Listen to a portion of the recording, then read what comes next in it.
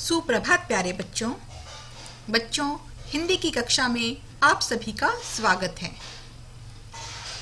बच्चों, कक्षा चौथी के अंतर्गत अभी जो तृतीय मूल्यांकन जो हमारा चल रहा है, इसमें अब हमारा चल रहा है पाठ 14 अर्थात काले हिरण।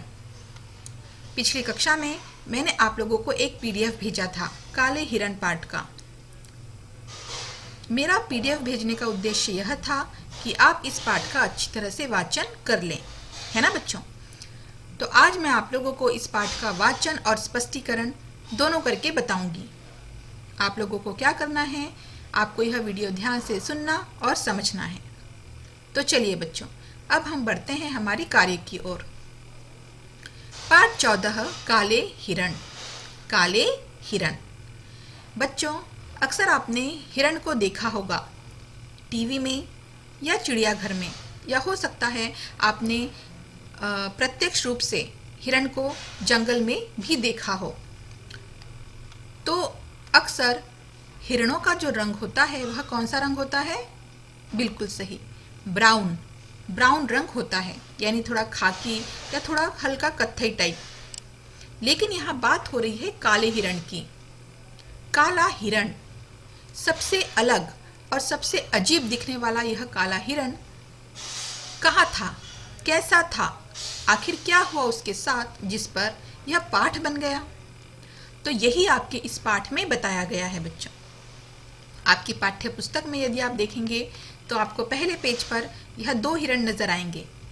इसमें एक जो बड़ा हिरण आपको नजर आ रहा है, यह है काला हिरण, और उसके साथ जो एक हिरनी नजर आ रही है वह उसकी पत्नी है, और वह बिल्कुल सिंपल एक हिरनी है, जैसे ब्राउन कलर की आप कह सकते हैं या हल्के खाकी रंग की।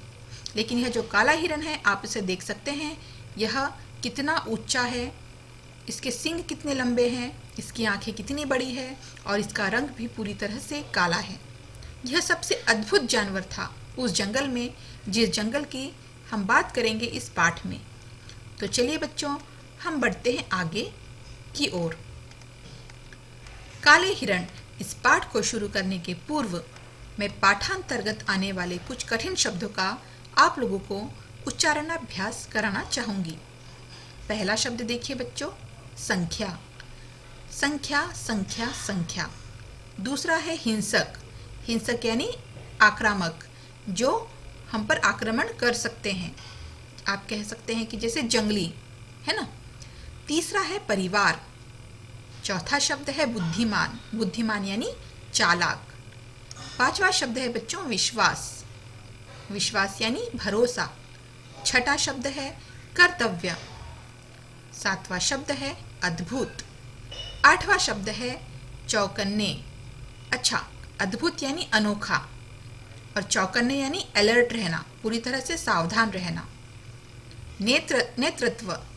नेतृत्व यानी एक तरह से आप क्या कहेंगे, जैसे आप लोग क्लास में जब होते थे तो आप माइंड करते थे जब मैं किसी एक बच्चे को कैप्टन बनाती थी और वो पूरी कक्षा का नेतृत्व करता था, यानी एक तरह से एक अपने ग्रुप को संभालना, यानी नेतागिरी वाला काम करना, तो उसे कहते हैं नेतृत्व। उसके पश्चात अगला शब्द है बच्चों आत्मसमर्पण। आत्मसमर्पण यानी सरेंडर, यानी खुद को समर्पित कर देना। और अगला शब्द है निर्भय। निर्भय यानी निडर। तो चलिए बच्चों, अब हम शुरू करते हैं हमारा पाठ। इस पाठ में देखिए बच्चों, सबसे पहले आप एक चित्र देखेंगे। यहाँ पर आपको हिरणों का झुंड नजर आएगा, है ना बच्चों। और वहां पर एक बहती हुई झील या आप कह सकते हैं नदी आपको दिखाई देगी। और ये क्या है, कहाँ का दृश्य है? ये एक जंगल का दृश्य है। बहुत समय पहले गंगा की तराई में एक घना जंगल था। बहुत समय पहले की बात है, यह बात अभी की नहीं है, बहुत समय पहले की बात है। गंगा की तराई अर्थात गंगा नदी जहाँ से बहती थी, उसकी तराई में एक घना जंगल था। जंगल के बीचों बीच एक झील थी। जंगल के बीचों बीच क्या थी? एक झील थी। जंगल में हिरणों की संख्या बहुत अधिक थी। वो जो जंगल था, उस जंगल में क्या थे? सबसे ज़्यादा हिरण थे। आप लोगों ने देखा होगा या कभी आप जंगल सवारी करने गए होंगे, जंगल सफारी करने गए होंगे, तो जंगल सफारी के दौरान आपने देखा होगा कि किसी किसी जंगल में बहुत ज़्यादा चिड़ियाँ होती हैं, तो किसी किसी जंगल में बहुत ज़्यादा खरगोश होते हैं, किसी किसी जंगल में बहुत ज़्यादा जंगली प्राणी होते हैं, किसी किसी जंगल में बहुत ज़्यादा हिरण होते हैं, है ना। तो ऐसा ही एक जंगल था। उस जंगल में सबसे ज़्यादा अगर संख्या किसी जानवर की थी तो वह थी हिरणों की। हिरणों की संख्या बहुत ज़्यादा थी और उस जंगल में जानवरों के पानी पीने के लिए एक झील थी और अक्सर सभी जानवर उसी झील में पानी पीने आते थे। लेकिन सबका समय अलग था। हिंसक जानवरों को तो किसी का डर नहीं है, जैसे शेर, चीता, भालू, ये किसी भी समय आकर पानी पी सकते थे। लेकिन ऐसे जानवर जो बेबस हैं, जो हिंसक जानवरों का शिकार आसानी से बन सकते हैं, ऐसे जानवर अक्सर दोपहर के समय पानी पीने आते थे।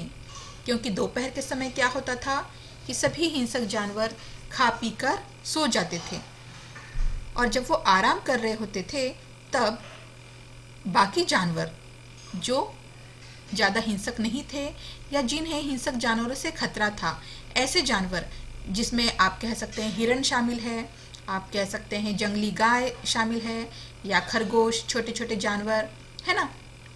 तो ऐसे जो जानवर थे वह दोपहर के समय आते थे झील पर और तब वहाँ आकर पानी पीते थे, क्योंकि उस समय क्या था, हिंसक जानवरों का खतरा कम हुआ करता था। तो अब यहाँ पर बात हो रही है एक जंगल की जिसमें हिरणों की संख्या बहुत अधिक थी। उन्हें पानी पीने के लिए इसी झील पर आना पड़ता था। हिरणों को भी पानी पीने के लिए उसी झील पर आना पड़ता था जहाँ पर शेर, भालू, चीता आते थे। लेकिन हिरणों के लिए चारों ओर खतरा था। हिरणों के लिए चारों ओर खतरा था क्योंकि कभी भी कोई भी इन्हें अपना शिकार बना सकता था। मुख्य रूप से शेर, चीता, है ना, ऐसे हिंसक जानवर। तो जब दोपहर को हिंसक जानवर खा पीकर सुख की नींद सो जाते थे, तब पानी पीने के लिए यही समय उनके लिए सबसे अधिक सुरक्षित होता था। किनके लिए? हिरणों के लिए। और तब हिरण क्या करते थे? तब हिरण दोपहर के समय आते थे और चुपचाप आकर पानी पीकर चले जाते थे। जंगल में हिरणों के कई झुंड थे। जंगल में सबसे ज़्यादा हिरण थे और इसीलिए उन्होंने क्या किया था, बहुत सारे जो हिरण थे तो अलग अलग ग्रुप में, ग्रुप वाइज उन्होंने हर ग्रुप का एक सरदार बनाया था। जैसे कैप्टन कहते हैं ना, जो अपने ग्रुप का नेतृत्व करेगा, जो अपने ग्रुप का ध्यान रखेगा। सबसे बड़े झुंड में 50 हिरण थे। सबसे बड़े झुंड में क्या थे? 50 हिरण थे, यानी अलग अलग हिरणों के झुंड थे।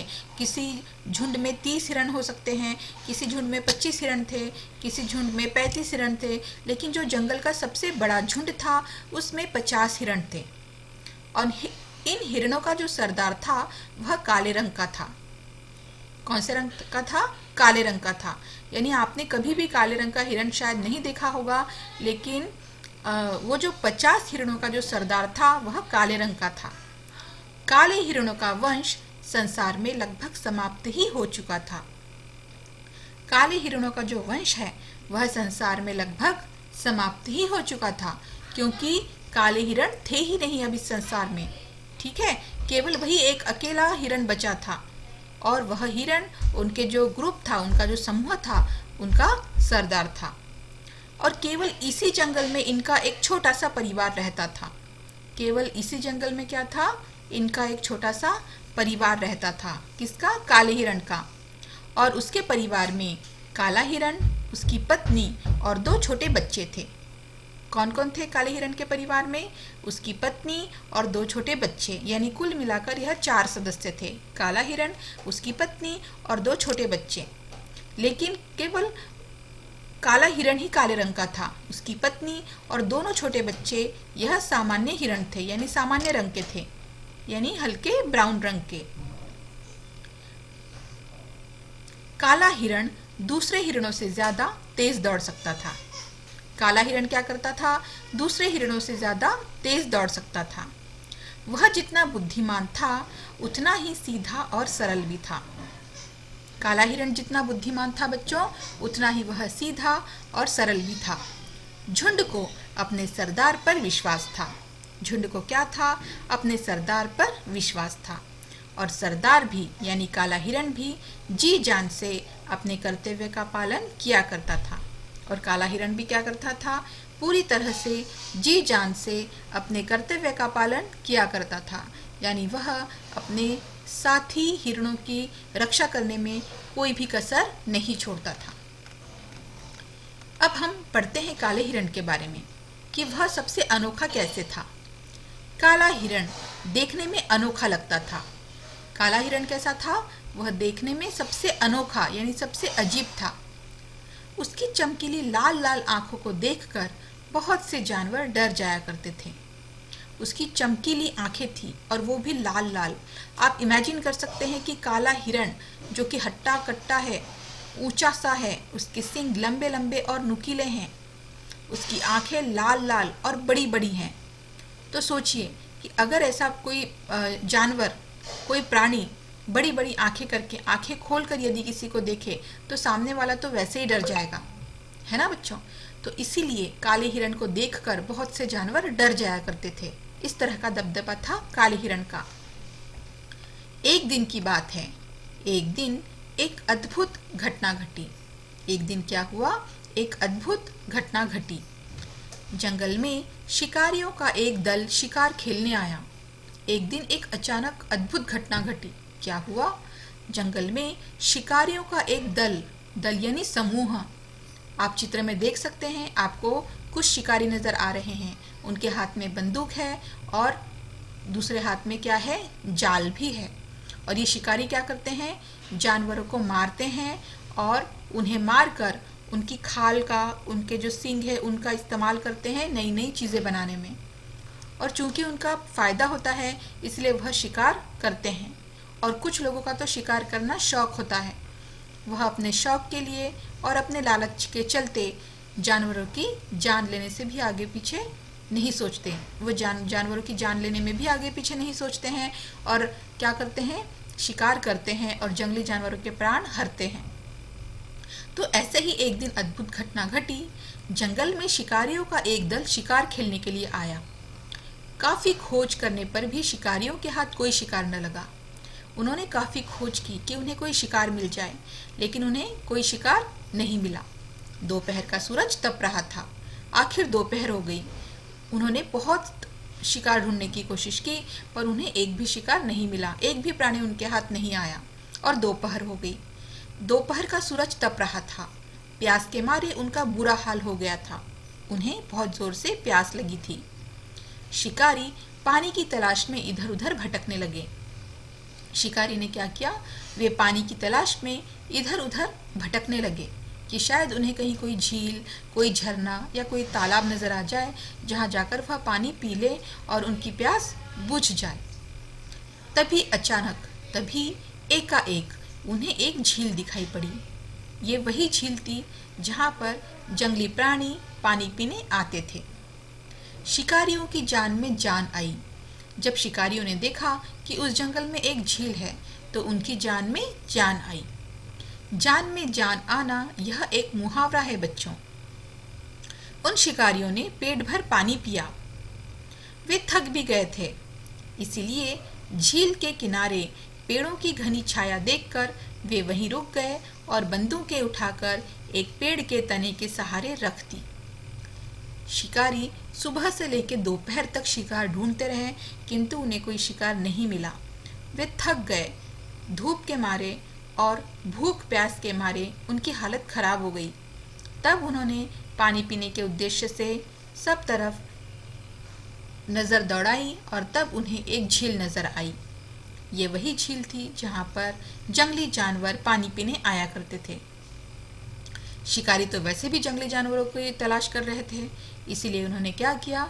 उन्होंने झील में पानी पिया और झील के पास ही बड़े बड़े जो पेड़ थे वहीं पर अपनी बंदूकें टिका दी और वहीं पर वे थोड़ा सुस्ताने लगे, यानी थोड़ा आराम करने लगे। वे ये जानते थे कि जंगली जानवर यहाँ पर पानी पीने अवश्य आएंगे, क्योंकि कोई भी प्राणी बिना पानी के नहीं रह सकता है। तो जब वे पानी पीने झील के किनारे आएंगे तब वे आसानी से उन प्राणियों का शिकार कर सकते हैं, और इस तरह से उनकी जो मेहनत है, जो अब तक सफल नहीं हुई थी, वह सफल भी हो जाएगी। वे सोना चाहते थे। उन्होंने अपनी बंदूकें पेड़ के किनारे पर खड़ी करके रख दी और उसके पश्चात वे लेट गए, और लेटकर जैसे ही उन्होंने आंखें बंद की, वे सोना ही चाहते थे कि खटका पाकर चौकन्ने हो गए। खटका अर्थात अचानक से किसी के आने की आवाज़। तभी उन्होंने महसूस किया कि किसी के आने की आवाज़ें आ रही है, और वे जाग गए, सतर्क हो गए, अलर्ट हो गए, और उन्होंने चारों ओर देखा तो उन्हें दूर से हिरणों का झुंड नजर आया। हिरणों का झुंड पानी पीने आया था। यह उसी का खटका था, यानी उन्हीं हिरणों के झुंड का हिरणों का जो झुंड था, उनके आने की आहट थी। इसी समय काला हिरण झुंड का नेतृत्व कर रहा था। ये जो हिरण आ रहे थे झुंड में, इनका जो सरदार था वह काला हिरण था, और काला हिरण सबसे आगे आगे चल रहा था। कैप्टन का क्या काम क्या होता है, सरदार का क्या काम ये होता है कि वह सभी समस्याओं का सामना खुद पहले करे और अपने समूह के लोगों की रक्षा करे, और इसीलिए काला हिरण आगे आगे सामने सामने चल रहा था। हिरणों ने शिकारियों को देख लिया था। हिरणों ने शिकारियों को देख लिया था, इसलिए शिकारियों के बंदूक की ओर हाथ बढ़ाने के पहले ही हिरणों का झुंड बड़ी बड़ी झाड़ियों के पीछे ओझल हो गया। शिकारी भी हाथ आए शिकार को यूं छोड़ना नहीं चाहते थे, इसीलिए उन्होंने हिरणों का पीछा किया। अब तक मैंने आपको क्या बताया? यही कि जब शिकारियों को शिकार नसीब नहीं हुआ, नहीं मिला, तो उन्होंने पानी पिया और झील के किनारे ही पेड़ों के नीचे उन्होंने सोने की कोशिश की। किंतु किसी के आने की आहट से वे जाग गए और जागकर इधर उधर देखने लगे। तभी उन्होंने देखा कि दूर हिरणों का झुंड उन्हें नजर आ रहा है। वह हिरणों का झुंड पानी पीने आ रहा था, इसलिए शिकारी सावधान होकर खड़े हो गए कि जैसे ही हिरणों का झुंड पानी पीने आएगा, वह हिरणों के झुंड पर आक्रमण कर देंगे और उन पर गोलियां चला देंगे, जिससे क्या होगा, जिससे उन्हें भारी मात्रा में शिकार मिल जाएगा। और इसी उद्देश्य से उन्होंने बंदूकें अपने हाथ में ले ली और वे खड़े हो गए। तभी हिरण पानी पीने आ रहे थे, लेकिन हिरण भी चालाक थे। हिरणों का जो ध्यान था वह शिकारियों पर चला गया। उनका नेतृत्व काला हिरण कर रहा था, और काले हिरण ने सभी हिरणों को भाग जाने की सलाह दी, क्योंकि काला हिरण और बाकी सभी हिरणों ने यह देख लिया था कि उनका शिकार करने के लिए कुछ लोग आए हैं और उनकी जान को खतरा हो सकता है। और इस तरह से सभी हिरण भाग खड़े हुए। इससे पहले कि शिकारी बंदूक चलाते, गोली चलाते, सभी हिरण वहां से भाग खड़े हुए। अब शिकारी भी यूं हाथ आए शिकार को छोड़ना नहीं चाहते थे, क्योंकि बड़े मुश्किल से उन्हें शिकार नसीब हो रहा था, और अब इस तरह के प्राणियों के झुंड को वो यूं ही नहीं जाने देना चाहते थे। इसलिए उन्होंने भी क्या किया, हिरणों का पीछा किया। वे अपनी बंदूकें लेकर हिरणों के पीछे दौड़ने लगे। हिरण भागे नहीं थे। झील के किनारे झाड़ियों की ओट में दम साधे खड़े थे। अब हिरण ज्यादा दूर भाग नहीं सकते थे, क्योंकि शिकारियों के हाथ में बंदूकें थी। इसलिए हिरणों ने अपने छुपने के लिए उचित ठिकाना ढूंढा। हिरण ज्यादा दूर नहीं भागे। उन्होंने झील के किनारे जो घनी झाड़ियां थी उसकी ओट में वे छिप गए। कौन? हिरण। और वहां पर वे दम साधे खड़े रहे। दम साधे खड़े रहना अर्थात, हाँ, दम साधे खड़े रहना अर्थात सांस रोककर खड़े रहना। अक्सर आप लोगों ने छिपा छिपी का जब आप लोगों ने खेल खेला होगा तो आप लोगों ने भी ऐसा किया होगा कि यदि आप छुपे हैं और कोई आप तक पहुंच रहा है तो कहीं आपके सांसों की आवाज़ उन तक न पहुंचे, इसलिए आप थोड़े देर के लिए अपने मुंह पर हाथ रखकर खड़े हो गए होंगे, या आप लोगों ने कोशिश की होगी कि आप धीमे से सांस लें, है ना? तो इसे कहते हैं दम साधे खड़े रहना। तो शिकारी जो थे वह जब हिरणों के पीछे भागे तो हिरण जो है वह झाड़ियों की ओट में दम साधे खड़े थे। शिकारी समझे कि हिरण मैदान की ओर निकल गए हैं, इसलिए वे दूसरी तरफ चले गए। शिकारियों को यह लगा कि अरे हिरण तो यहाँ नजर नहीं आ रहे हैं, शायद वे मैदान की ओर निकल गए होंगे। इसलिए शिकारियों ने क्या किया, वे मैदान की ओर चले गए और इस तरह से हिरणों पर आई हुई विपत्ति टल गई। इस तरह से जो हिरणों पर विपत्ति आई थी वह विपत्ति टल गई। शिकारियों ने झुंड का नेतृत्व कर रहे काले हिरण को देख लिया था। शिकारियों में उस देश का राजकुमार भी था और वह काले हिरण को देखकर आश्चर्य में पड़ गया। तो इस तरह से हिरणों ने घनी झाड़ियों के बीच में छिपकर अपनी जान बचा ली और उन पर आई विपत्ति टल गई। लेकिन बच्चों, क्या आपको सचमुच में ऐसा लगता है कि उन पर आई विपत्ति टल गई थी? बिल्कुल नहीं। शिकारियों ने उस झुंड का नेतृत्व कर रहे काले हिरण को देख लिया था और उनका जो उस देश का जो राजकुमार था वह भी शिकारियों के साथ उस समय वहां पर शिकार करने आया था। तो उन सब ने काले हिरण को देख लिया था और अब सभी शिकारी और राजकुमार, इनका एकमात्र एक उद्देश्य यह था कि बाकी हिरणों का शिकार करने के बजाय अब वे केवल काले हिरण को ही पकड़ेंगे। अब वो किसको पकड़ेंगे? केवल काले हिरण को ही पकड़ेंगे और वे उसे अपने राज्य में ले जाएंगे और अपने राज्य के लोगों के समक्ष वे उसका फिर बखान भी कर सकते हैं कि देखिए, बाकी लोग तो सादे सिंपल हिरणों का शिकार करते हैं, लेकिन हमने काले हिरण जैसे हिरण का शिकार किया है, एक ऐसी प्रजाति का हिरण जो इस दुनिया में बहुत कम है। और इस तरह से अपनी शेखी पगारने के उद्देश्य से उन्होंने यह तय किया कि अब वे केवल काले हिरण का ही शिकार करेंगे। तो बच्चों, आज के वीडियो में बस इतना ही है। इसके आगे का पाठ मैं आपको अगले वीडियो में पढ़ाऊंगी। ठीक है बच्चों, आपको क्या करना है, आपको यह पाठ 14 काले हिरण, इस पाठ को ध्यान से पढ़ना है और जो वीडियो मैंने अभी आपको मैं वीडियो दिखा रही हूँ, आपको इस वीडियो को बार बार देखना है ताकि आपको यह पाठ अच्छी तरह से समझ में आ जाए। ठीक है बच्चों, आज के वीडियो में बस इतना ही है। इसके आगे के पाठ का स्पष्टीकरण मैं अगली कक्षा में करूँगी। तब तक के लिए धन्यवाद बच्चों।